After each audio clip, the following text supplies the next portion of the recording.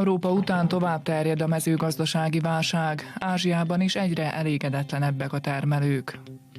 Alexander Stubb volt konzervatív kormányfő szoros versenyben győzött Pekka Haavisto volt külügyminiszterrel szemben a finn elnökválasztás vasárnap rendezett második fordulójában.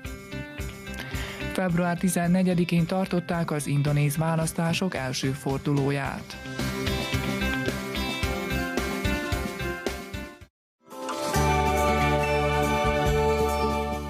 A zentai gazdakör falugazdásza fogadóirodát kapott Tornyoson.